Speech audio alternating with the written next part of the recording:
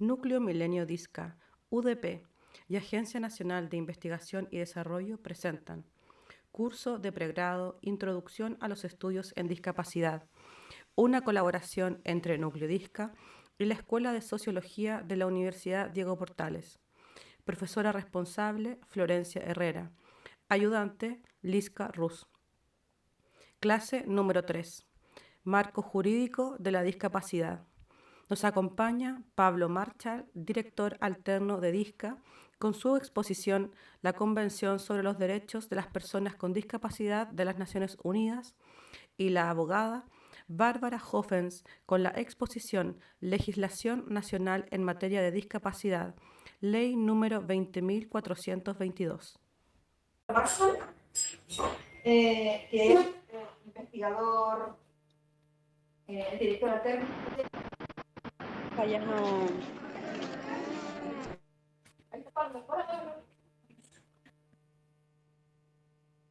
Abogado, y trabaja en la Universidad Austral de Chile.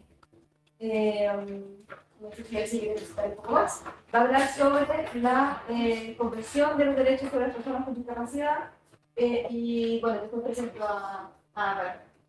Así que adelante.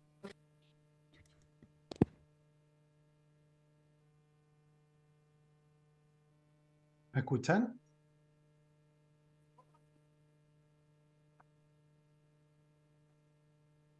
¿No? Parece que no lo escucho usted. Audio ahora reactivado. Sí, se escucha. ¿Sí se escucha? Sí. Yo necesito que me den permiso para compartir pantalla. Al tiro.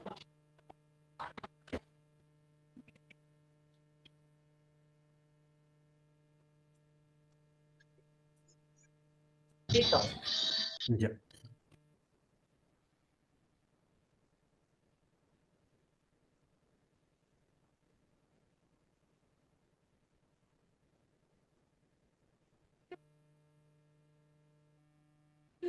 ¿Pueden ver? Vemos bien. Bien, súper.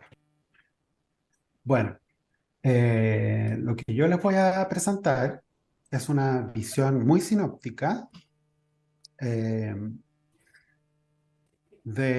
el principal instrumento jurídico que existe hoy en día, que consagra los derechos de las personas con discapacidad. Junto con Bárbara, vamos a alternar en el derecho internacional, que yo se los voy a presentar, que les voy a presentar el principio contenido de la Convención de Derechos de las Personas con Discapacidad, y Bárbara luego les va a presentar la principal ley nacional, la principal ley chilena sobre discapacidad, ¿no? Entonces hay dos planos: el plano internacional, el plano del derecho internacional de los derechos humanos, y luego el plano nacional, el plano de la legislación chilena. En el ámbito internacional, ¿no?, tenemos dos convenciones que, como ustedes saben, probablemente no saben, ¿no?, existe un sistema que abarca todos los países miembros de las Naciones Unidas, que llamamos el Sistema Universal de Derechos Humanos, que tiene una convención específicamente dirigida a las personas con discapacidad y que fue adoptada el año 2008, ¿no? Pero también existen sistemas de derechos humanos en cada una de las regiones que componen el planeta, ¿no? Y la región en la cual nosotros nos insertamos es la región de América, ¿no? Y América tiene un sistema de derechos humanos que está compuesto por varias declaraciones de derechos humanos y una Corte Internacional de Derechos Humanos, que estableció una convención también para el caso de las personas con discapacidad en el año 2002. En el nivel nacional tenemos varias leyes que abordan la discapacidad. Aquí hay un resumen. No son, por cierto, todas, ¿no? Hay muchas leyes que abordan problemas específicos, de áreas específicas, de sectores específicos, o ayudas o apoyos específicos, ¿no? Hay leyes generales que tienen un impacto importante en la vida de las personas con discapacidad, como por ejemplo la ley antidiscriminación. Pero hay una ley que es quizá la más importante para las personas con discapacidad, que es la ley que buscaba aterrizar el contenido de la convención en el sistema jurídico chileno, que es la Ley de Igualdad de Oportunidades e Inclusión Social de las Personas con Discapacidad, de la cual Bárbara les hablará a continuación. Yo les quiero presentar un poco acerca de la convención. La convención es un instrumento muy, muy rico que aborda muchos aspectos, ¿no? Entonces uno lo puede leer como abogado, ¿no? Buscando la regulación que la convención intenta implementar. Puede encontrar derechos de las personas con discapacidad, derechos que tienen la categoría de derechos humanos. También puede encontrar muchas obligaciones para los estados que firman la convención para implementar medidas que favorecen o contribuyen a la vigencia de los derechos que allí se consagran, ¿no? Pero también uno la puede leer en un segundo sentido. La convención es una expresión donde han quedado grabadas muchas de las demandas del movimiento de personas con discapacidad, ¿no? Es una convención que es muy reflexiva acerca de los problemas que las personas con discapacidad tienen en acceder a ejercer sus derechos, ¿no? Y por tanto, cada uno de sus artículos da cuenta de esas dificultades, ¿no? Entonces ustedes puedan leerla en ese sentido, como una especie de diagnóstico de lo que es necesario mejorar en nuestra sociedad.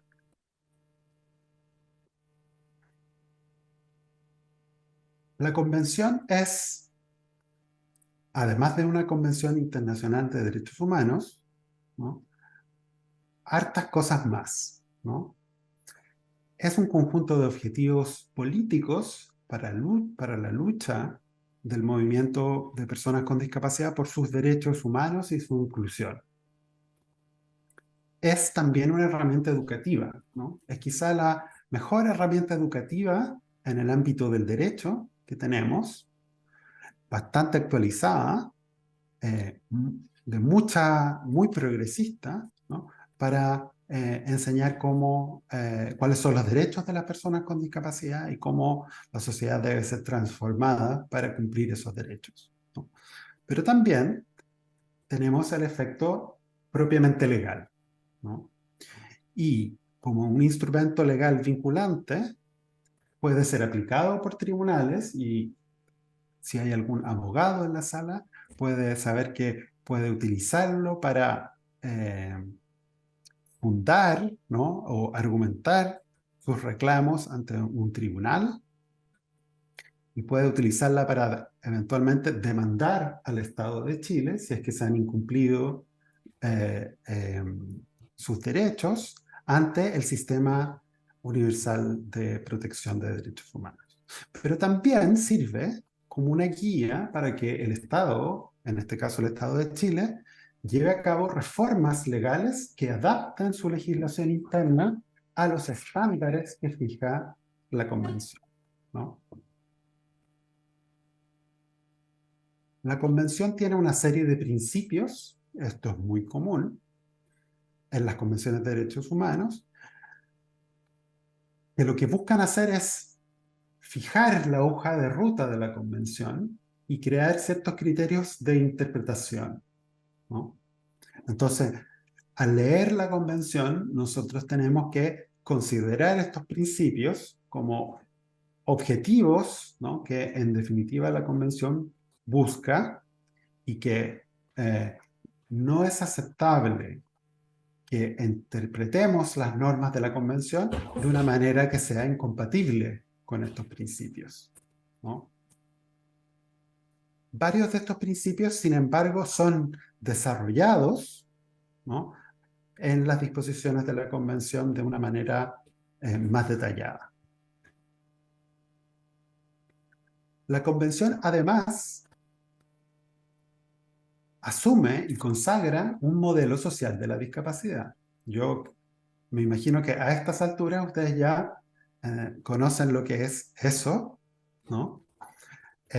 Y es un modelo social de carácter interaccional, ¿no?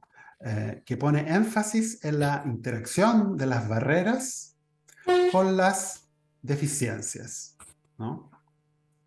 Que es un modelo que yo diría que hoy en día es el que tiene, digamos, ha tenido mayor impacto, ¿no? Es el tipo de modelo que está siendo consagrado en las legislaciones internas, es el modelo que está consagrado en la legislación interna chilena, ¿no?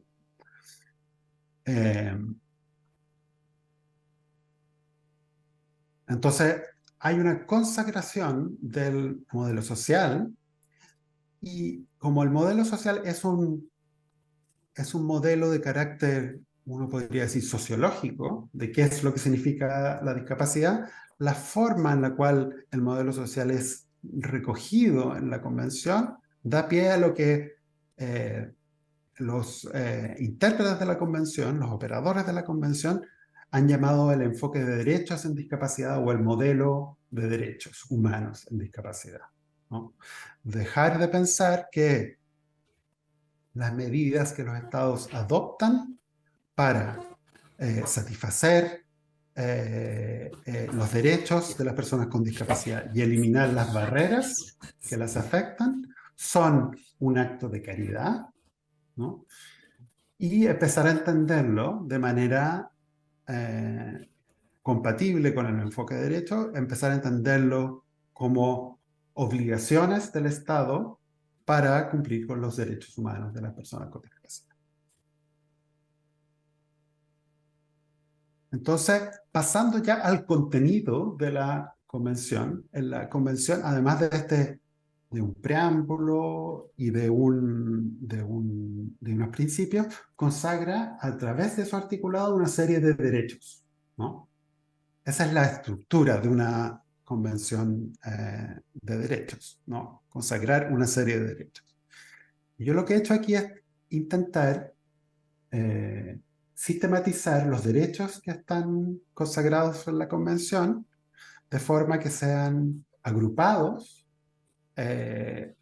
bajo una denominación común, ¿no? Entonces, estos son los que les presento aquí, ciertos derechos que tienen el carácter de igualdad. Lo que buscan hacer es garantizar el igual disfrute de derechos, ¿no? Garantizar la igualdad entre personas con y sin discapacidad. Y uno de los derechos más importantes en esa línea ha sido el derecho al igual reconocimiento como persona ante la ley del artículo 12,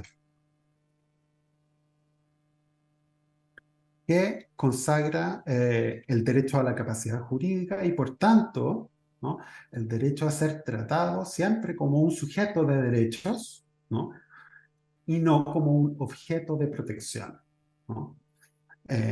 Y esto ha tenido un impacto importante en, por ejemplo, las reformas que se han llevado a cabo para eliminar instancias en las cuales una persona con discapacidad, por el hecho de ser tal, ¿no?, es privada de su capacidad jurídica, ergo, de su capacidad para ejercer derechos.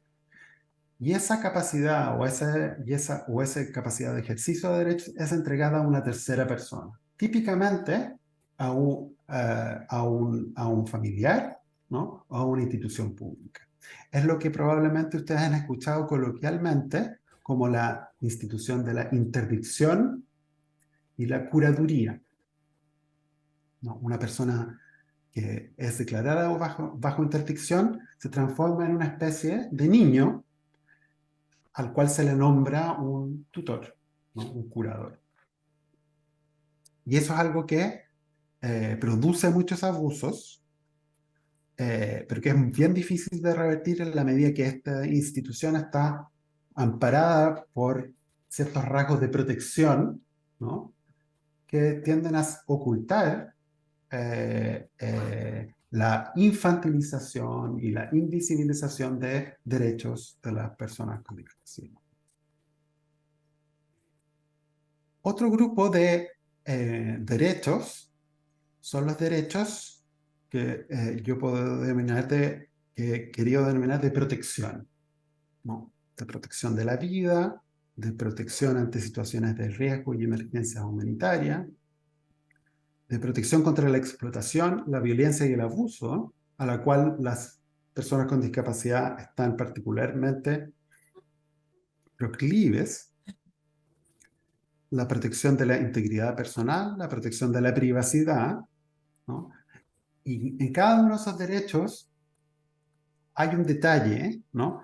Que si uno lo lee, digamos, profunda y críticamente, ustedes van a ir identificando, bueno, cuáles son esas situaciones en las cuales, y eso es lo bonito de la convención, ¿no? ¿Cuáles son esas situaciones en las cuales las personas con discapacidad se ven desprovistas de su, por ejemplo, privacidad, ¿no? Y por último, la protección del hogar y la familia. Y esta es una situación bien complicada porque las legislaciones internas y las sociedades en general han visto con reparo que las personas con discapacidad sean capaces, ¿no? De formar una familia, de tener relaciones sexuales, por un lado, ¿no? Y por otro lado, de criar y tener hijos, ¿no?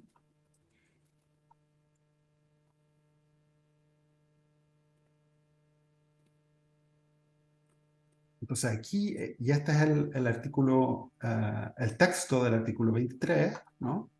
Si ustedes se fijan, hay claros énfasis en que las personas con discapacidad deben tener derecho a casarse. Algunas personas con discapacidad hoy en Chile no tienen derecho a contraer matrimonio y a fundar una familia, ¿no? A la reproducción y a la planificación familiar, ¿no? Y eso muchas veces entra en conflicto con, y uno lo puede ver en el último literal, a mantener su fertilidad, con políticas, podrían llamarse eugenésicas, que consideran que las personas con discapacidad no deben ser personas que se deberían reproducir. No necesariamente por las razones eugenésicas históricas en las cuales las personas con discapacidad eran consideradas, ¿no?, contaminantes, ¿no?, de la genética de la sociedad, sino también por razones de orden paternalístico, ¿no? Bueno, no se pueden reproducir porque no son capaces de hacerse cargo, ¿no?, estas asunciones, estos prejuicios de sus hijos eventualmente, ¿no? Entonces uno puede ver en el texto, este es un ejemplo de cómo en el texto de la convención uno puede ir viendo los prejuicios de la sociedad, ¿no?, las barreras que esos prejuicios suponen para las personas con discapacidad y la necesidad de reafirmar derechos frente a esas barreras.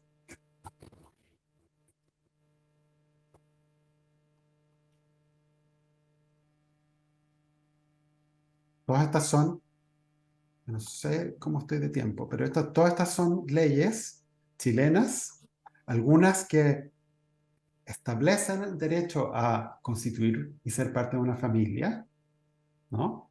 La ley de inclusión, pero otras leyes establecen normas en contrario, ¿no? Por ejemplo, la ley de matrimonio civil establece que las personas para contraer matrimonio tienen que ser legalmente capaces. Y entre los artículos que afectan directamente a personas con discapacidad se establecen, por ejemplo, los que se hallaren privados del uso de la razón, por trastornos o anomalías psíquicas, ¿no? Los que carecieran de suficiente juicio y discernimiento para comprender o comprometerse, o los que no pudieran expresar claramente su voluntad por cualquier medio, ¿no? Hay ciertos prejuicios que se expresan a través de estas normas, ¿no? Y que van, si se fijan, en contra de la norma de que las personas con discapacidad tienen derecho a fundar una familia y contraer matrimonio. Existen otros derechos que aquí voy a denominar de libertad y autonomía personal, como el de la libertad y la seguridad de la persona, la protección contra la tortura y otros tratos o penas crueles, inhumanos y degradantes, la libertad de desplazamiento y nacionalidad, el derecho a vivir en forma independiente y a ser incluido en la comunidad, y la movilidad personal. Y aquí el caso más obvio que se nos viene a la mente es el de las personas que han sido forzosamente o involuntariamente encerradas en establecimientos debido a su discapacidad. Esta es una famosa película que yo les recomiendo, que se llama, en su traducción al español, Atrapado sin salida, con Jack Nicholson, en el cual se retrata la vida dentro de un asilo psiquiátrico.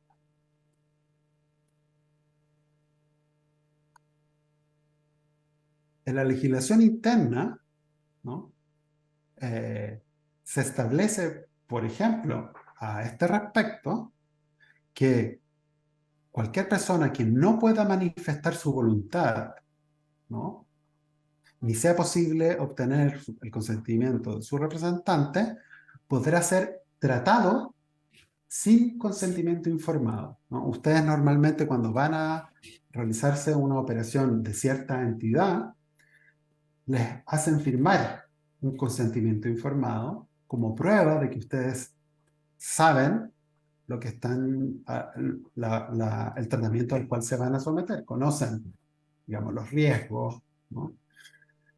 Y hay ciertas personas, incluidas ciertas personas con discapacidad, a juicio del médico, que a juicio del médico no pueden manifestar su voluntad, ni sea posible establecer su consentimiento por parte del representante, respecto a los cuales no va a ser necesario ese consentimiento, ¿no?, conforme a la ley de derechos y deberes del paciente. Y la ley de salud mental, que está mal escrita, es 331, no 332. Regula la hospitalización psiquiátrica, ¿no?, que es esta otra medida, digamos, en la cual una persona es tratada, pero no solo tratada, sino que es cerrada en un dispositivo de atención psiquiátrico, muchas veces incomunicada, muchas veces sujeta a tratamientos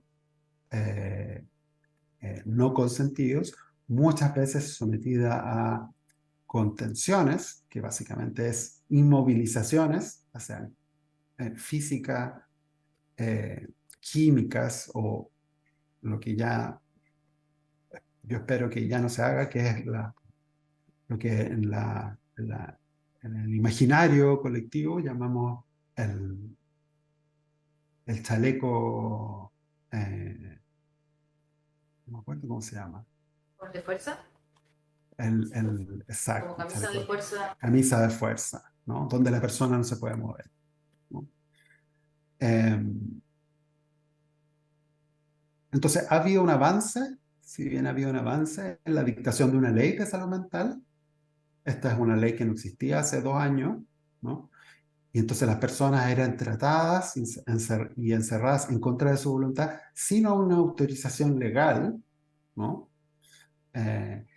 Y en esta relación, el médico tratante tiene mucho poder, ¿no? Si el médico identifica que hay un riesgo para la salud o la vida de la persona en cuestión o de terceros, el médico puede estar autorizado cumpliendo una serie de requisitos. Y esa es la cuestión que significa un avance, ¿no? El médico ya no simplemente la puede indicar, sino que tiene que cumplir una serie de requisitos. eh, puede indicar la internación o hospitalización involuntaria de la persona, ¿no? Aquí está la cláusula, ¿no? Entonces, yendo a lo esencial, si un médico, psiquiatra, cree que hay un riesgo cierto inminente para la vida o la integridad de una persona o de terceros, puede dejarlo a usted internado contra su voluntad. Algo que muchos de nosotros no nos representamos habitualmente, ¿no? Pero que muchas personas con discapacidad psicosocial se enfrentan como un riesgo o como un miedo, ¿no? Diariamente. Por último, les voy a hablar de los derechos que podríamos llamar de participación. Incluyen la libertad de expresión, de opinión y acceso a la información, de participación en la vida pública y política, y participación en la vida cultural, en las actividades recreativas, el esparcimiento y el deporte. Y aquí es clave identificar qué es lo que las personas con discapacidad requieren para poder llevar a cabo esa participación, ¿no?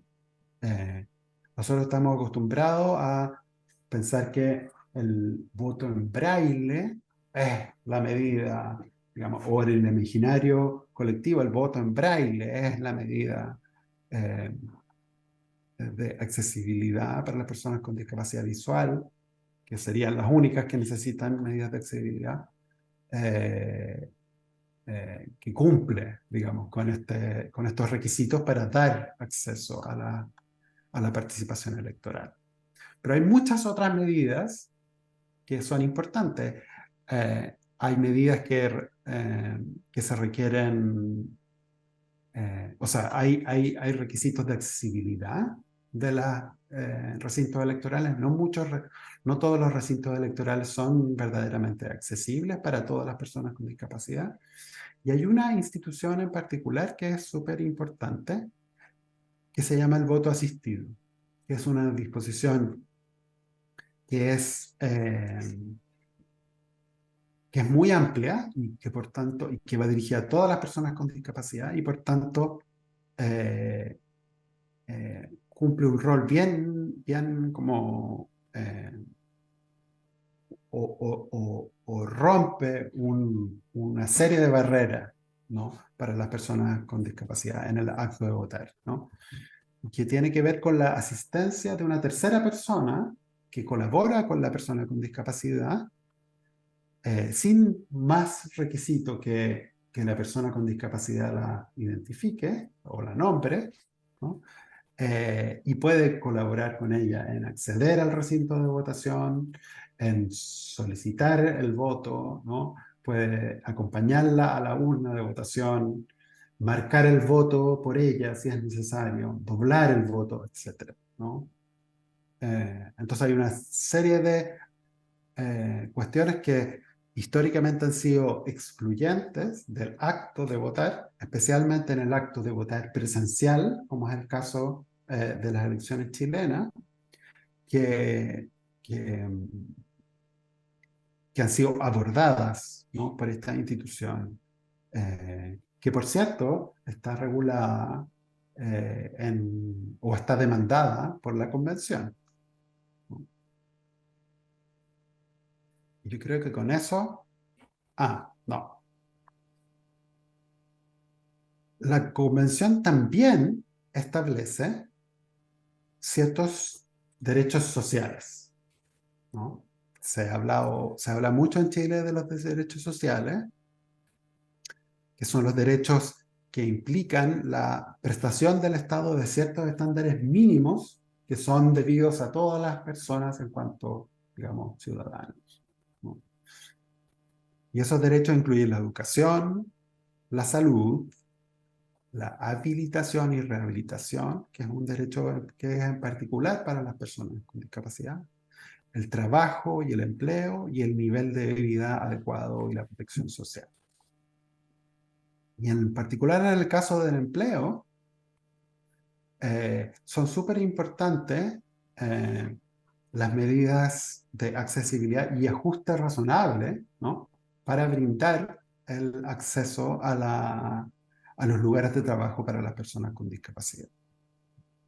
Hay una ley especial en Chile que es esta es quizá el área de preocupación en Chile que ha obtenido mayor atención, ¿no? El acceso del trabajo, la inclusión en el mundo laboral, ¿no? Que permite que más personas se vean incluidas en el mundo laboral a través de cuotas para ciertas empresas o empresas de cierto tamaño que tienen que cumplir con determinados números de personas con discapacidad dentro de su planta de empleados.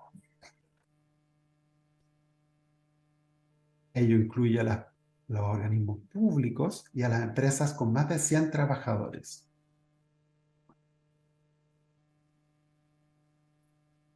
Y eso es un panorama, ¿no?, del contenido y la interrelación que tiene la convención con nuestra regulación interna, ¿no? Muchas gracias, Pablo. Y ahora entiendo. Sí. Ahora, bueno, después de este panorama que nos hizo Pablo Marshall, vamos a escuchar a Bárbara Hoffens, que también es abogada. Están los dos en línea porque están los dos en la región de Los Ríos. Pablo está en Valdivia y la Bárbara, creo, está en Río Bueno. Así que ahí le damos un segundo para... me dan un segundo, sí, para hacer todos los cambios. Sí. Aprovecho para recordarles que está circulando la asistencia, tanto hay una asistencia para los estudiantes de UDP y otra que creo que está aquí. Lo voy a circular porque ha llegado para los participantes externos para que se noten. Y ya que tenemos un espacio, voy a hacer como los comerciales.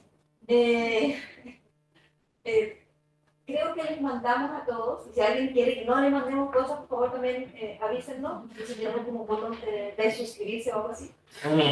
Nos van a odiar en el campo. Jueves a las 6 tenemos un... sí, de 6 a 7 tenemos no sé si en el tercero o cuarto seminario en línea sobre discapacidad y movilidad, que va a estar súper bueno para que se conecten. Ahí vamos a tener 3 presentaciones. Perdona. Hola, Bárbara. Hola, ¿me escucho? Sí, súper. Ya, qué bueno. Ustedes me dicen cuándo empiezo. ¿Empieza, no? Sí, dale nomás, Bárbara. Ya, bueno, hola a todos. Bueno, yo soy Bárbara Hoffens, soy abogada, tengo discapacidad visual, en particular baja visión, y para esta presentación, digamos, me voy a estar ayudando del audífono para estar escuchando mi lector de pantalla, así que tengo un despliegue más o menos. Ya, bueno, yo les voy a hablar de la ley 20.422, que establece normas sobre igualdad de oportunidades e inclusión social de las personas con discapacidad. Es una ley extensa, por lo tanto, por razones de tiempo, como solo me voy a abocar en algunas materias. Como bien decía Pablo, la Convención de Derechos de las Personas con Discapacidad, bueno, se adoptó por la Asamblea General de Naciones Unidas el año 2006 y 2 años más tarde, el 2008, fue ratificado por nuestro país y fue promulgado también. Luego, 2 años más tarde, el año 2010, se promulga la ley 20.422. Ahora, no es que esta sea la primera ley en abordar el tema de la discapacidad. Anteriormente existía la ley 19.284, que es del año 1994, que establecía normas para la plena integración de las personas con discapacidad. Esa norma hoy en día está en gran parte derogada. Subsisten solo ciertos artículos y bueno, obviamente se promulgó esta nueva ley, la 20.422, no solo para cumplir con las obligaciones que establece la convención, sino que también por ese cambio de paradigma, como le llaman algunos, de promulgar una ley que tenga un enfoque de derechos.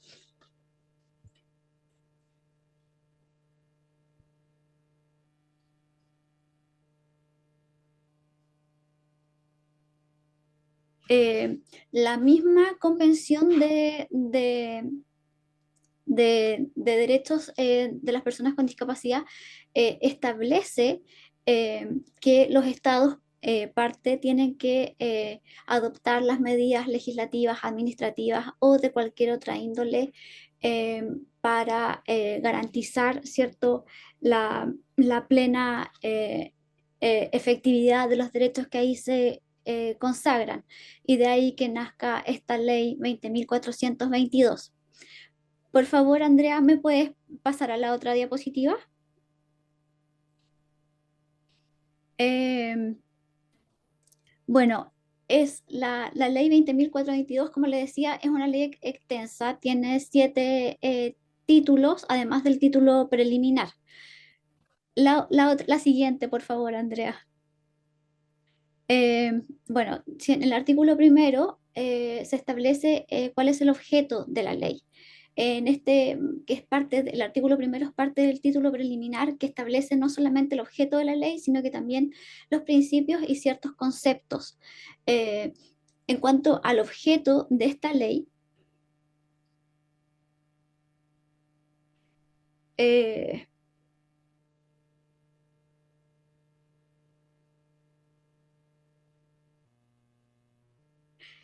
que lo que busca es asegurar el derecho a la igualdad de oportunidades de las personas con discapacidad para obtener su plena inclusión social, asegurar el disfrute de sus derechos y eliminar la discriminación que tenga como causa la discapacidad. Por favor, ¿podemos pasar a la otra diapositiva? Entonces, como vemos, la piedra angular de toda esta norma la, eh, es la igualdad de oportunidades, que se vincula con la ausencia de discriminación y con la adopción de medidas de acción positiva para evitar o compensar las desventajas que tienen las personas con discapacidad. Ahora, para este fin, creo que, por favor, la próxima diapositiva. El Estado de Chile, ¿cierto? Tiene la obligación, o sea, sí, el Estado tiene la obligación de dar a conocer de forma masiva los derechos y principios de participación necesaria de las personas con discapacidad, reconocer su calidad de persona humana y también el valor que tiene la diversidad.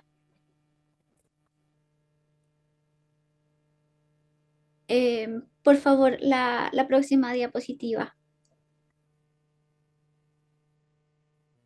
Como había dicho, en la norma, en este título preliminar, se establecen ciertos principios de esta norma, que son principios que, bueno, son muy importantes porque son los principios que deben velar en la aplicación de la norma y además son los principios que van a guiar en la interpretación de la misma.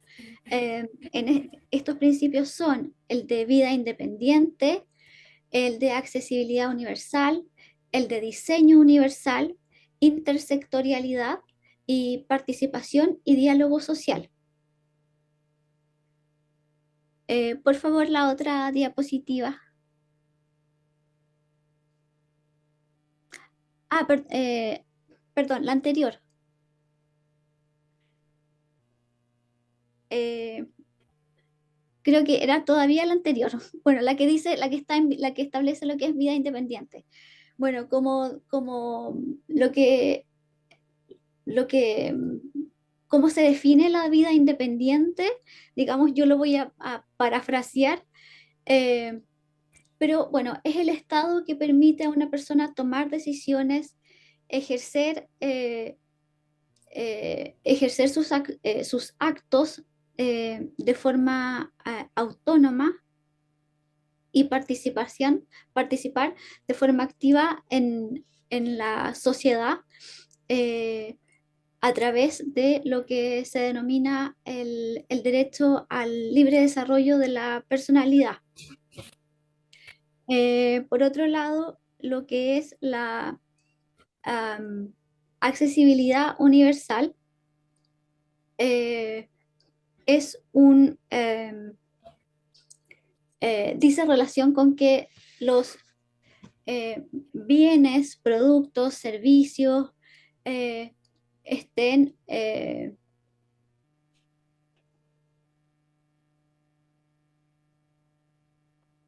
tengan una condición para que puedan ser no solamente comprensibles, sino que también utilizables, practicables por todas las personas en condiciones de seguridad y comodidad.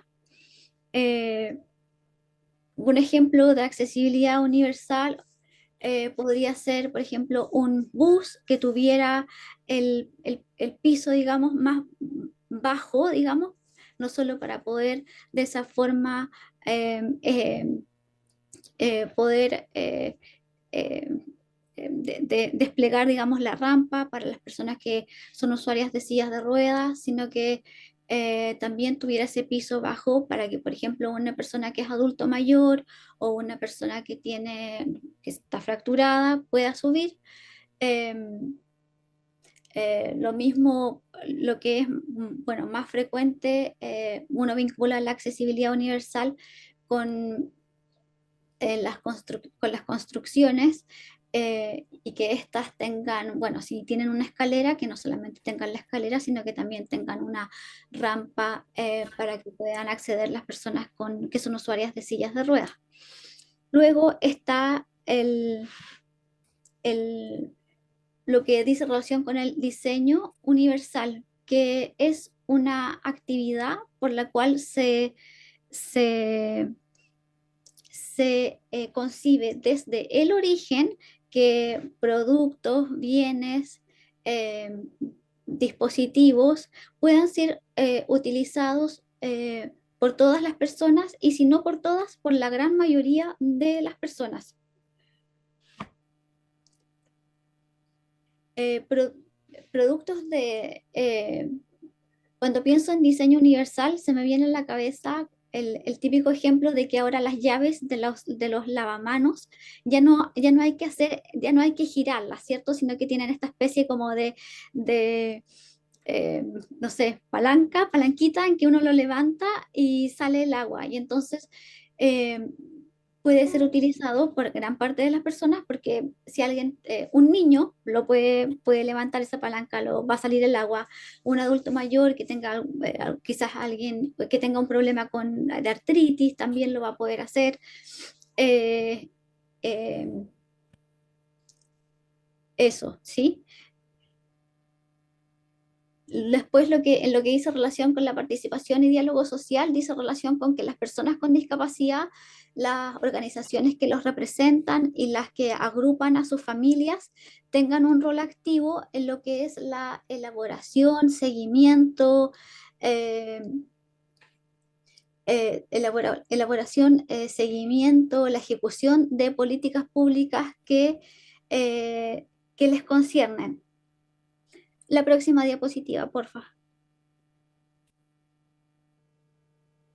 En el artículo quinto se establece un concepto que es muy importante, que es la de persona con discapacidad. Siempre que hablemos de persona con discapacidad va a haber que remitirse a este concepto. Y entonces vamos a estar hablando de toda aquella persona que teniendo una o más deficiencias, que pueden ser de carácter físico, mental, y a su vez las mentales pueden ser de carácter intelectual o psíquico, y también pueden ser de tipo sensorial, experimenta al interactuar con el entorno una serie de barreras que impiden su plena participación eh, en la sociedad.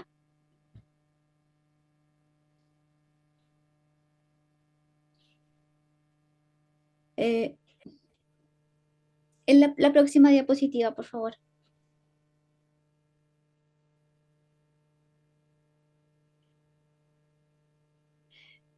Ahora, dentro de los conceptos que están definidos en la ley, que son varios, yo solamente voy a a tocar un par de estos. Y uno de esos es el de discriminación.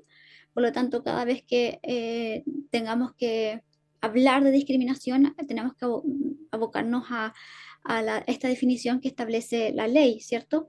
Eh, que habla de que se trata de toda distinción, eh, exclusión, segregación arbitraria, o sea, que no tenga una justificación razonable, ¿cierto? Y que implique la perturbación, amenaza de los derechos establecidos en el ordenamiento jurídico. A su vez, por otro lado, por favor, la próxima diapositiva, tenemos la definición de lo que son las ayudas técnicas, que tienen por finalidad eh, prevenir la progresión de la discapacidad, recuperar su funcionalidad, desarrollar una vida independiente. Como ejemplos de ayudas técnicas puede ser el bastón que utilizan las personas con discapacidad visual, la silla de ruedas, las personas con baja visión, a veces utilizamos la lupa. Eso, además de, como decía, se definen otros conceptos como guía intérprete, cuidador, entorno, que eso lo pueden revisar en la misma ley. La próxima diapositiva, por favor.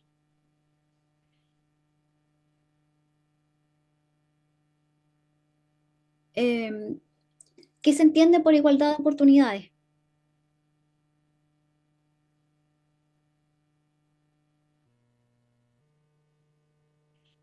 Igualdad de oportunidades para las personas con discapacidad dice relación o se vincula con la ausencia de discriminación por razón o causa de discapacidad, la adopción de medidas de acción positiva que estén destinadas a evitar o compensar las desventajas que tienen las personas con discapacidad.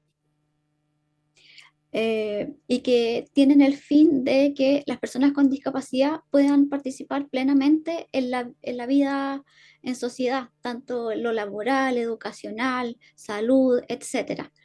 Por favor, la próxima diapositiva.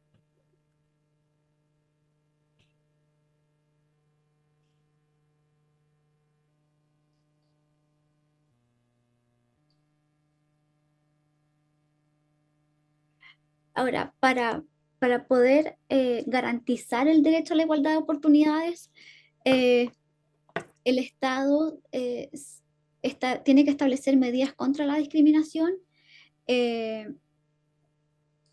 exigencias de accesibilidad, los ajustes necesarios, o que también son conocidos como ajustes razonables, y también la prevención de conductas de acoso.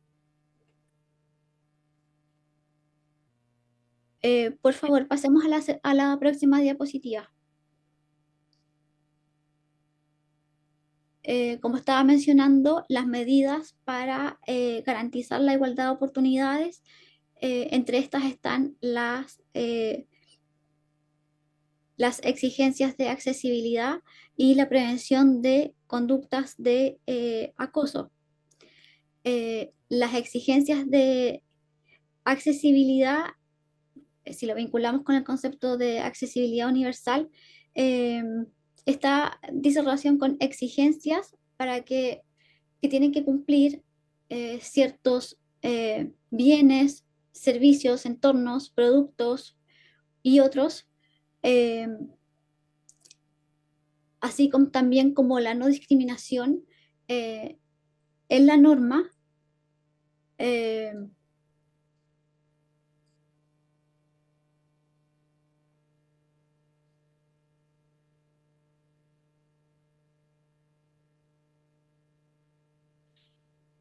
En normas, sí, criterios y también las prácticas, con arreglo, ¿cierto?, del principio de accesibilidad universal. Por lo tanto, estos dos conceptos, las exigencias de accesibilidad y el concepto de accesibilidad universal, son conceptos que van de la mano. La próxima diapositiva, por favor. Cuando hablamos de los ajustes necesarios, la ley habla de ajustes necesarios, pero también se habla de ajustes razonables. Yo sé que ahí tienen la definición que establece la ley, pero bueno, dice relación con lo que una persona que tiene discapacidad necesita en particular para suplir o compensar esa carencia, podríamos decirlo, que tiene esa persona con discapacidad. Por ejemplo, si yo fuera a postular a un trabajo, eh, en ese trabajo tendrían que dejarme utilizar mi computador, que es un computador X, que utiliza cierto lector de pantalla, o que esa empresa me lo proporcionara. Y no otro, digamos, sino que ese.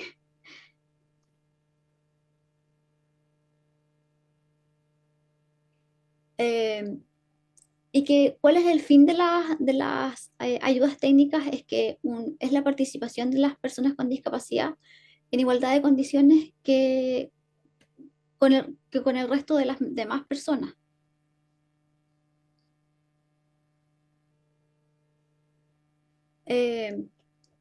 En la próxima diapositiva, por favor. También tenemos el concepto de prevención de conductas de acoso, que dice relación con esta creación de ambientes hostiles, o donde exista abuso, ¿cierto? Y que atente contra su dignidad o cree un ambiente intimidatorio. Ahora, en el artículo,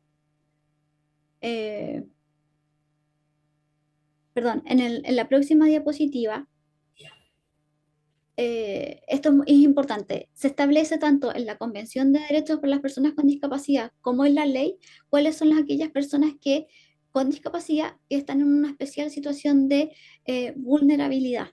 Y esas personas son las mujeres con discapacidad, los niños con discapacidad y las personas con discapacidad mental. Y a este respecto se dice que respecto a estas personas especialmente se tiene que asegurar su dignidad, el derecho a constituir o a ser parte de una familia, proteger su sexualidad y salud reproductiva, como también evitar eh, los abusos y la discriminación. Ahora, por favor, próxima diapositiva. Se establece que en esta ley que para poder ser beneficiario de los beneficios, subsidios, etcétera, que están establecidos a través de esta ley, eh, es necesario contar con la credencial de discapacidad. La credencial de discapacidad eh, y por lo tanto estar en el Registro Nacional de la Discapacidad, que es un registro que está a cargo del Servicio del Registro Civil Identificación. Esta ley establece, a pesar de que en distintas normas, digamos, se establecen, hay distintos instrumentos legales para hacer frente a la discriminación, se establece en esta norma un procedimiento especial que está establecido en el artículo 57, donde el que conoce, el juez competente, es el juez de policía local. Frente a, Andrea, tú por favor podrías leer el artículo. Claro. Dice, toda persona que por causa de una acción u omisión arbitraria o ilegal sufra amenaza, perturbación o privación en el ejercicio de los derechos consagrados en esta ley, podrá concurrir por sí o por cualquiera a su nombre ante el juez de policía local competente de su domicilio para que adopte las providencias necesarias para asegurar y restablecer el derecho afectado. Ya, sí. Bueno, la verdad es que al respecto de hacer un comentario que, bueno, no todos están como tan de acuerdo, digamos, en que el que sea competente sea el juez de policía local, sino que para algunos en realidad debería haber quedado al conocimiento del juez civil. Sin embargo, saber que en primera instancia conoce el juez de policía local, pero si uno no queda satisfecho, puede interponer el recurso de apelación ante la Corte de Apelaciones respectiva, que digamos que tendrían o pareciera que pudieran tener como más conocimiento en materias de discapacidad que un juez de policía local. Se me fue en la parte, no sé cuánto tiempo me queda, muy poco. ¿Estamos bien, Bárbara? ¿Tenés 5 minutos? Cuando me referí a que en la ley se establece que las personas con discapacidad que quieren postular o ser beneficiarias de los subsidios y otro tipo de beneficios que establezca la ley, claro, tiene que tener su credencial de discapacidad. Ahora, para tener la credencial de discapacidad hay que pasar por todo el proceso de lo que es la calificación y certificación de la discapacidad. Quien hace ese proceso es la COMPIN, la Comisión Médica,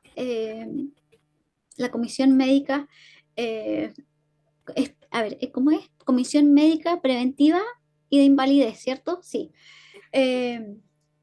Ellos son los que hacen tanto la calificación como la certificación.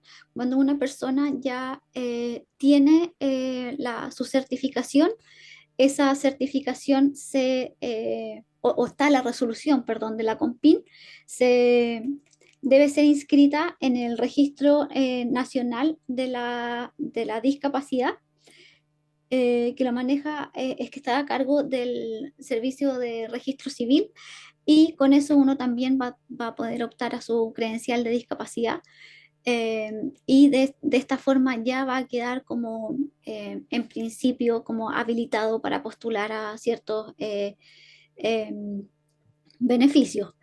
Ya, y por último, no sé, no recuerdo si lo mencioné al principio, pero esta ley es muy amplia, trata como desde lo que es la discapacidad, los principios de esta ley, pero también es la ley que es la que estableció o creó el SENADIS, el Servicio Nacional de la Discapacidad, que es el continuador legal del FONADIS, Fondo Nacional de la Discapacidad. Y entre las funciones que tiene SENADIS está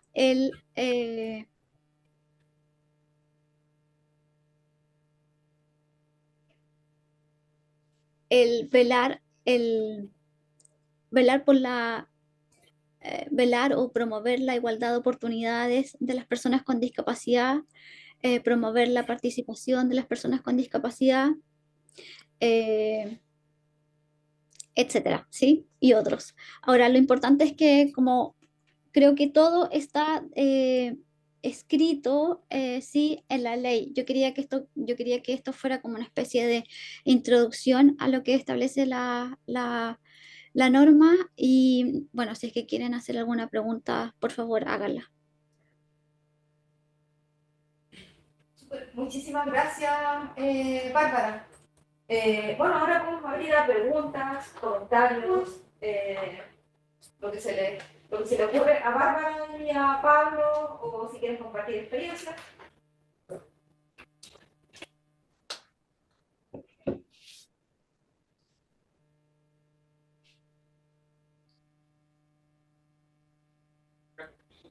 Bien, adelante. Que hay una norma en relación a la exigencia de la accesibilidad. Pero eso, ¿qué? O sea, ¿hay algún tiempo determinado para poder cumplir eso? Porque, claro, hay una especie como de derecho en que las personas pueden acceder a ciertos bienes públicos o acceder al trabajo o a otros servicios, pero, por ejemplo, en las calles, no sé, por ejemplo, ciego, igual les es difícil caminar. Tengo entendido que hay como cierto pavimento, cierto como suelo especial para que la gente se pueda movilizar, pero que en la mayoría de los casos no se cumple con esa norma. Pero claro está que igual cuando se creó esa ley, seguramente debe haber como algún tiempo determinado para poder cumplirse, creo. Pero no sé si hay algo dicho o escrito sobre eso, en verdad. Igual se requieren muchos recursos para poder hacerlo. ¿Se escuchó la pregunta? O sea, ¿se escucha bien lo que se habla? Sí, creo, sí, la escuché, sí. Bueno, referente a accesibilidad, digamos, bueno, existe toda, bueno, esta ley vino a modificar la Ordenanza General de Urbanismo y Construcción, donde se establecen así como los requisitos técnicos para ciertas construcciones y además otras leyes sectoriales, como la ley de transporte, la ley del Ministerio de Transportes, qué sé yo, establece eh, otro tipo de normativas al respecto. La verdad es que, a ver, de cómo funciona esto, sí, claro, es todo una cosa de recursos y también de lo que se judicializa. A ver, eh, eh, a ver, es que una cosa es lo que establece la norma, el deber ser, y también a lo que debemos aspirar, digamos, pero otra cosa es la realidad. Lamentablemente no se va a poder establecer, no sé, que todos los pavimentos estén en perfecto estado, porque no va a funcionar, o sea, no se podría hacer, digamos. Pero yo creo que al establecer este tipo de exigencias, ha sido un avance para que no solamente los municipios, sino que también el sector privado, pensando en los restaurantes, centros comerciales, bueno, y también los servicios públicos, eh, hayan establecido medidas de accesibilidad, sobre todo lo que dice en relación con accesibilidad en espacios físicos, pero también hay accesibilidad web, eh, y otra serie de cosas que en realidad yo creo que, bueno, vamos en pos de, yo creo, de poder cumplirlas, pero que en la práctica, claro, no se cumplen por, bueno, una serie de factores culturales, de recursos, no sé, quizás voluntad también, puede ser. No sé qué opina Pablo. Ahora sí. Sí, creo que algo que dice la Bárbara es súper importante, ¿no? Eh, la accesibilidad es una demanda infinita, eh, y los recursos son finitos, ¿no? Y los recursos muchas veces tienen que priorizarse, ¿no? Y es por eso que nosotros vemos ciertos pavimentos o ciertos edificios públicos que son tremendamente accesibles, con accesibilidad, con diseño universal, y otros que no, ¿no?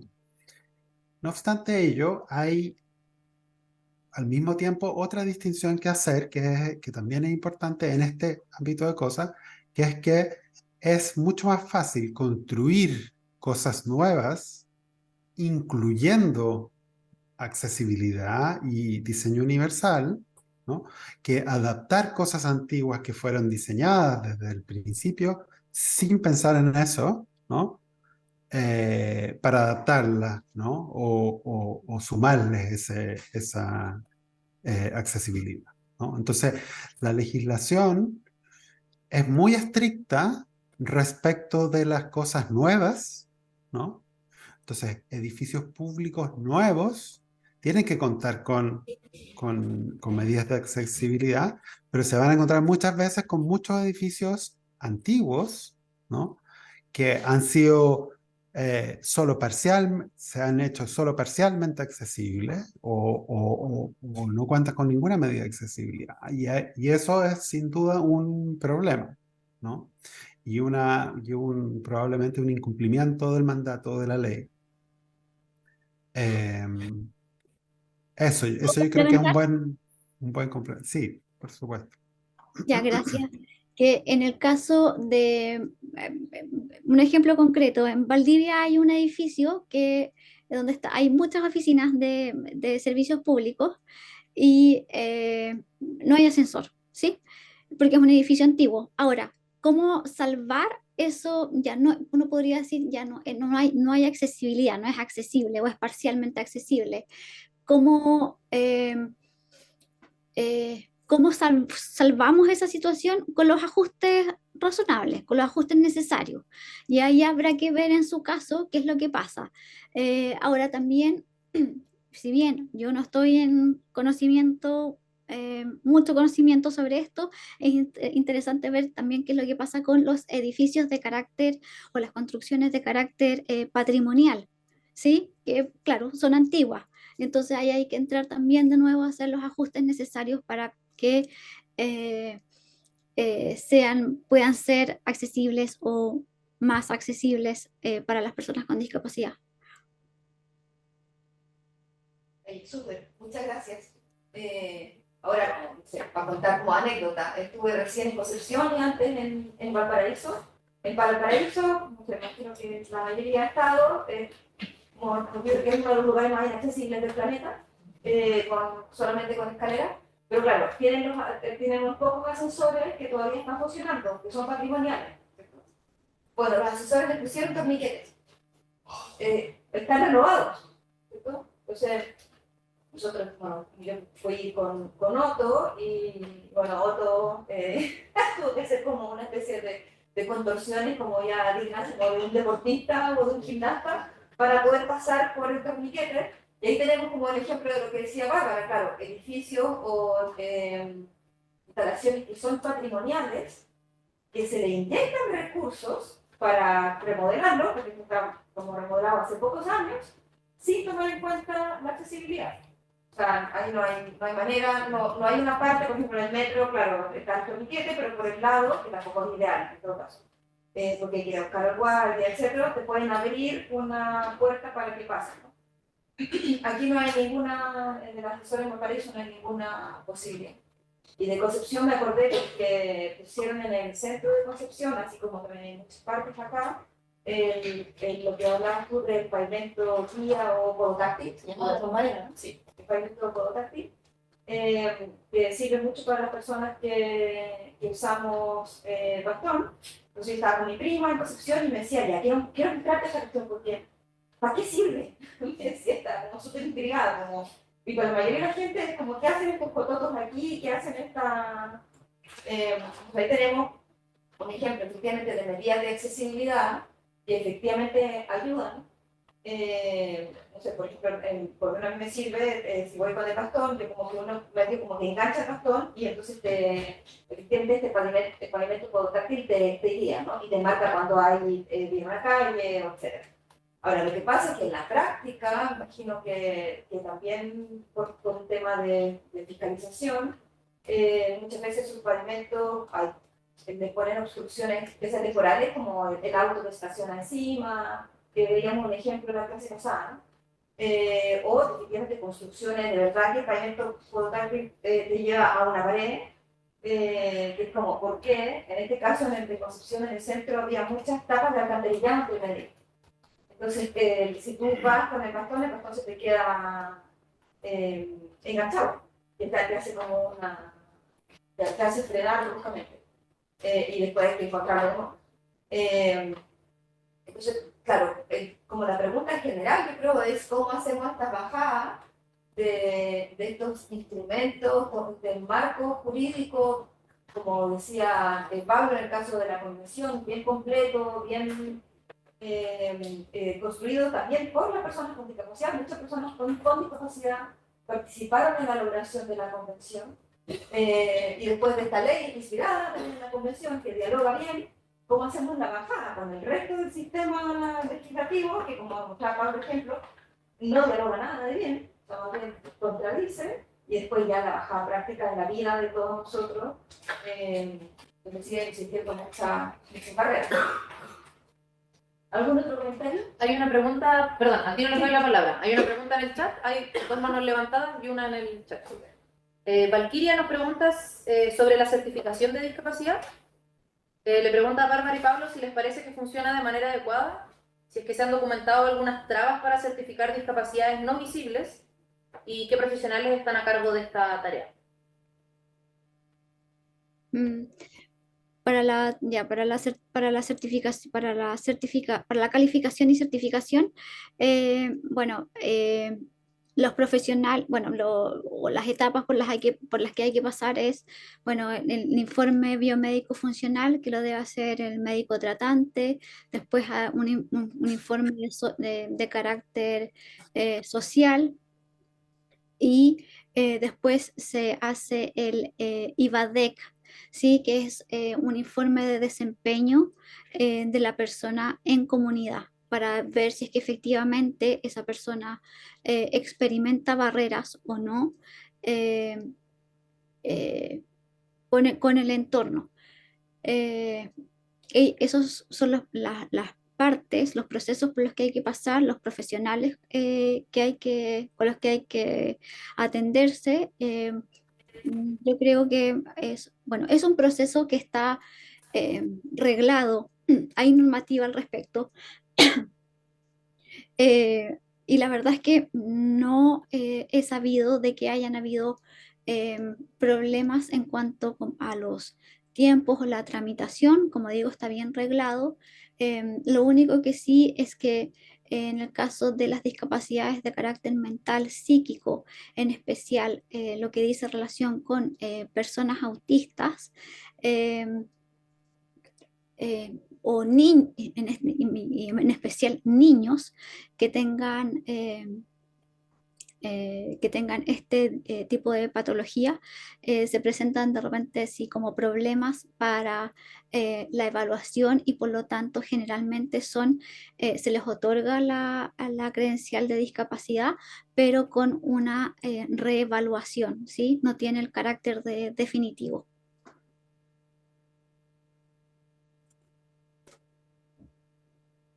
Damos la palabra aquí en la sala y después volvemos al Zoom. Sí, dale tú. Ya, de ahí voy. Yo tenía una duda respecto a... Usted tenía que ver un poco con el tema de las discapacidades visibles. ¿Cómo es respecto a las adecuaciones porque hemos hablado de la legislación como lo que le pide al gobierno, pero también el marco jurídico incluye cómo se relacionan con, por ejemplo, el ser víctima o ser victimarios de delitos, por ejemplo. En mi experiencia, yo cuando tenía 17 años, yo tengo Asperger, cuando tenía 17 años yo fui arrestado básicamente por estar en una marcha, y justamente cuando se le informó de mi situación a carabineros, a gendarmería y al juez, en todos los casos se me trató como un reo más, se me puso en una celda común con gente que estaba por delitos mucho peores que los que yo había sido acusado. Entonces, ¿cuál es el marco jurídico en torno a tratar con la discapacidad, esta accesibilidad y esta adecuación? No solo como en las obligaciones en espacios como espacios públicos y demás, sino también de formar parte de un proceso judicial.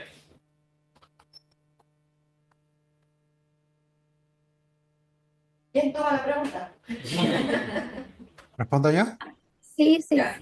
sí. Ya. Bueno, hay una serie de ecuaciones que es importante que se hagan en el proceso, en los procesos judiciales y en los procesos parajudiciales que tienen que ver con las fuerzas eh, de seguridad, carabineros, investigación, ¿no? Es importante que las personas con discapacidad puedan ejercer sus derechos, ¿ok? Pero al mismo tiempo es importante, especialmente desde el punto de vista de del movimiento de personas con discapacidad, eso es algo que el movimiento ha planteado con bastante fuerza, eh, que ellos no quieren un trato más favorable, ¿no? Sino por el contrario, quieren el mismo trato que se entrega a las demás personas. Y eso muchas veces implica, ¿no? Que puedan experimentar eh, situaciones que sean más angustiosas o más difíciles de tolerar cuando se recibe el mismo trato que el resto de la población, ¿no? Entonces, en relación a la pregunta, por supuesto que una persona que no puede comunicarse o que necesita ciertas medidas de adecuación para poder comunicarse con la policía o con el juez, necesita sin duda esas adecuaciones, ¿no?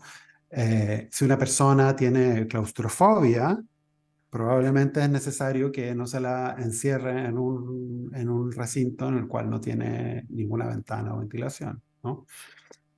Pero al mismo tiempo, si una persona con discapacidad ha cometido un delito o ha sido o está siendo investigada por la comisión de un delito, ¿no? Lo que esta demanda de igualdad, ¿no? Hace es también demandar que sea el mismo cuando señala que las personas con discapacidad deben ser igualmente tratadas, ¿no? Por cierto, con las adecuaciones necesarias, eh, bueno, a las personas que son detenidas las mandan a un calabozo, ¿no? Entonces, eh, a menos que haya una particular condición en esa persona que haga que sea que el mandarlo a un calabozo sea, porque si a mí me mandan a un calabozo, yo también voy a estar eh, disconforme, ¿no? A cualquier persona no le gustaría estar en un calabozo. La pregunta aquí es eh, si esa persona que tiene una discapacidad le está siendo imposible ejercer sus derechos o está siendo sujeta a un trato que podría ser considerado un trato equivalente a la tortura o un trato inhumano o degradante, ¿no? Eh, si no ese es el caso, bueno, yo diría eh, que está siendo tratado en igualdad de condiciones que el resto de las personas detenidas por esos delitos, ¿no? Al igual que el resto de las personas que fueron detenidas en la marcha y mezcladas con... Yo trabajo también con derechos de las personas privadas de libertad y esa es la primera cosa que cualquier persona que privada de libertad dice cuando uno la entrevista, ¿no? Yo estoy aquí, pero no soy lo mismo que esos otros, que son los verdaderos delincuentes, los verdaderamente malos, ¿no? Eh, pero la respuesta institucional de nuestro sistema judicial es la misma para ambos casos, ¿no? Y eso significa ser tratado en igualdad de condiciones. Dale. No sé cómo a la Comisión de Derechos de la Persona con Discapacidad, Perdón, ¿puedes hablar un poquito más fuerte para que...? Cuanto a la Convención de Derechos de las Personas con Discapacidad, firmada y luego certificada por Chile, se refiere a esto de los derechos humanos de las personas, pero en el caso de Chile se encuentra presente esta ley de interdicción, que esta afecta principalmente a personas con discapacidades psicosociales, mentales, psíquicas o intelectuales además. Hacia esto ha existido algún tipo de respuesta o avance hacia esta ley que al final priva de derecho a gran parte de los derechos de estas personas. Existe una respuesta o avance hacia esa ley, literalmente no dialoga nada con la que es la convención. Ujú.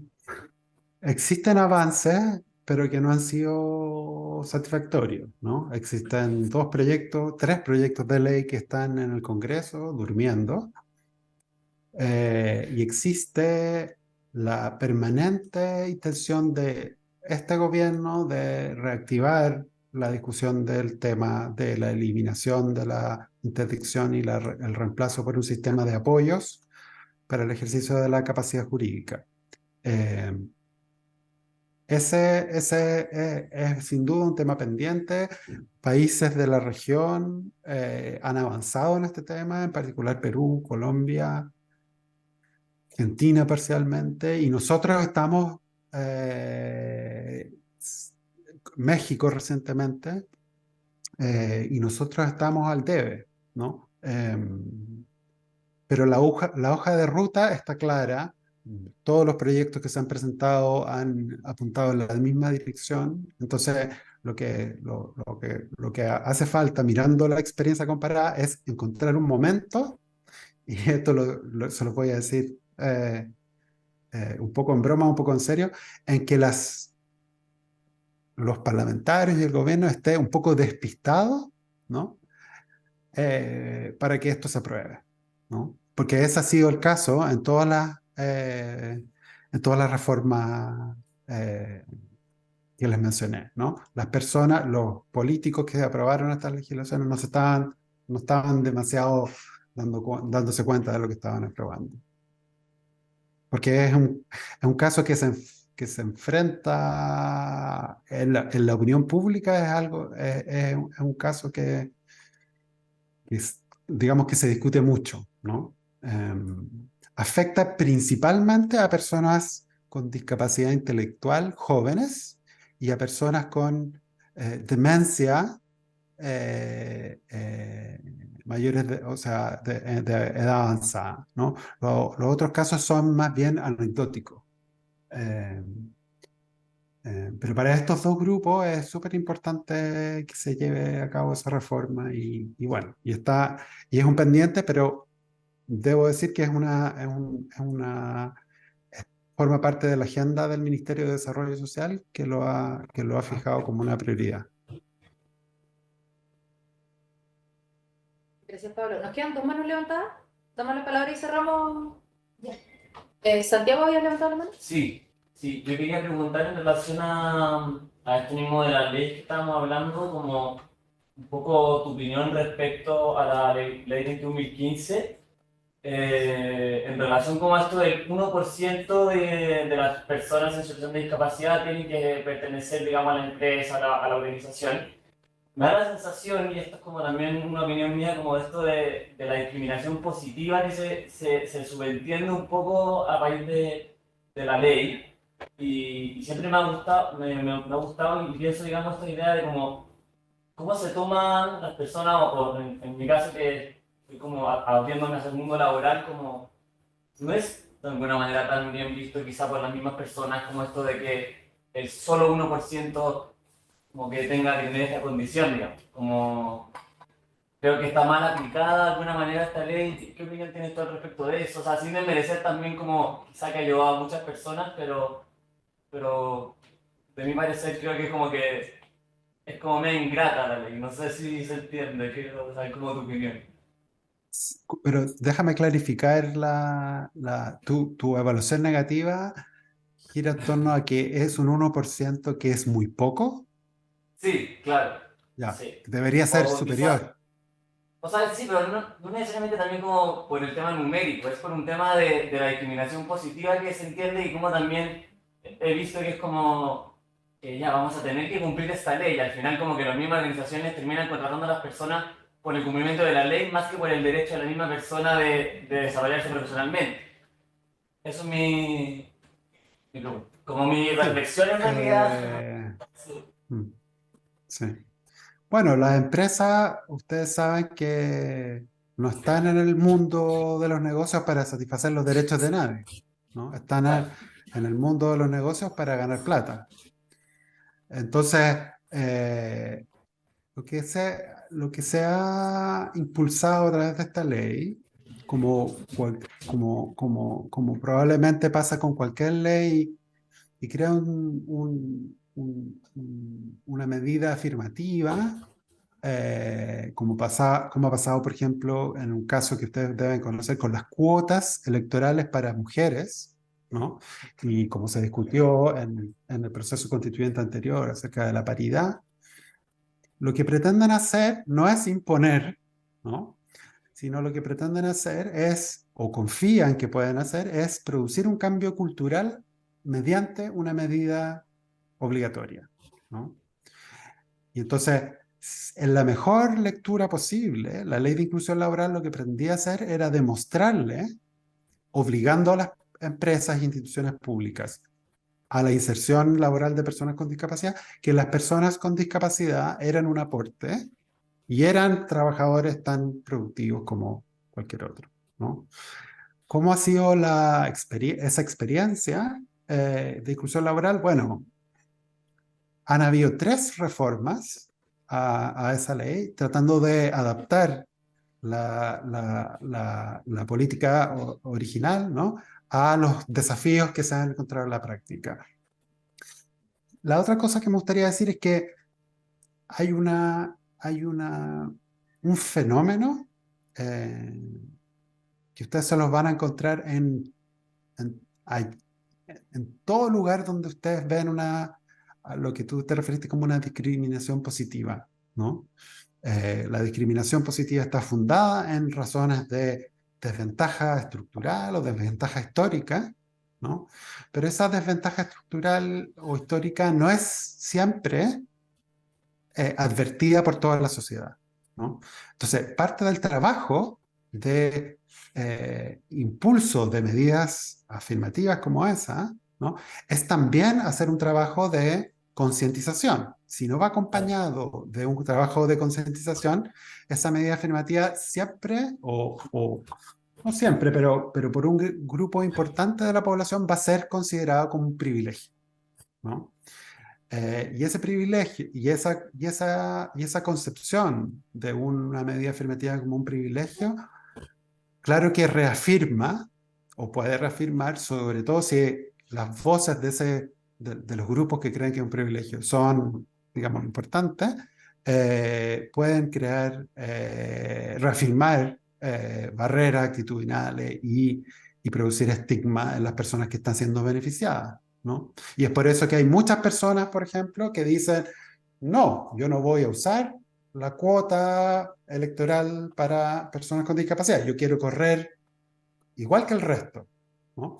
O no, yo no quiero utilizar el cupo de la persona con discapacidad en la ley de inclusión laboral, yo quiero que me contraten por mis propios atributos, ¿no? Y esas personas probablemente se ven impactados, ¿no? por ese discurso que mira a estas medidas afirmativas como un privilegio. Oye, yo me tengo que ir, me están tocando la puerta. Bárbara, ¿tú quieres agregar algo?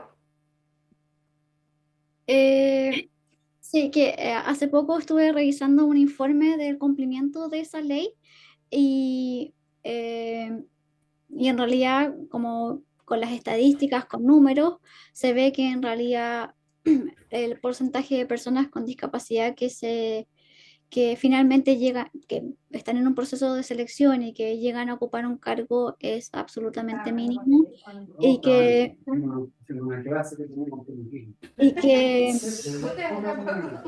meterlo? Pablo, muteate. Ahí sí, y se le enseña. Ah, ya. ¿Qué cosa? Ya, ahora sí. Sí, ahora sí, Bárbara. Ya, sí, no, lo que estaba diciendo era que estuve revisando un informe de cumplimiento de la ley 21.015, que es la de inclusión laboral, y de que en realidad uno ve que efectivamente ya con los números, digamos, el porcentaje de personas con discapacidad que son contratadas, que finalizan un proceso de selección es mínimo y que en muchos casos a las empresas, en vez de contratar a las personas con discapacidad, les es... eh, más conveniente pagar la multa por incumplimiento de la ley. Así que, nada, eso, bueno, eso es lo que quería agregar. Antes de la siguiente pregunta, muy cortito. Estamos listos con la pregunta. Ah, ya, no pregunto. Luego voy a tener una clase sobre todo el tema del trabajo, así que vamos a poder profundizar más porque efectivamente la ley de inclusión laboral tiene hartos problemas. Y claro, muchas veces los trabajos a los que se puede acceder son de muy baja calificación, con bajo sueldo, hay un incremento también negocio detrás, fundaciones, y como dice Bárbara, muchas empresas prefieren pagar la multa y de hecho ni siquiera lo ven como multa, lo ven como dos cosas alternativas, como, no lo ven como un castigo, sino que es como voy a contratar, uy, no pude, no sé. Entonces, está esta otra alternativa y te dicen, yo sí cumplo con la ley. Y teníamos esa conversación. Dicen, no, si nosotros cumplimos con la ley porque pagamos. La multa. Claro, pero no lo De hecho, llaman como multa. se llama medida alternativa de cumplimiento. Eso. Gracias. Sí. Bueno, se supone que esa plata va para financiar. O sea, sí, no solo se supone, esa plata financia proyectos para inclusión laboral de personas con discapacidad. Sí, claro, entonces tienen como esa. Pero bueno, igual es un problema. Oye, millón de gracias, Bárbara, te pasaste. Hacemos el break y vamos a profundizar también, bueno, tenemos presentaciones tuyas y de Dana, que van a estar grabadas. Pero podemos seguir profundizando algunos de los temas que han salido también súper interesantes, como el tema de la interdicción, de la capacidad jurídica, etc.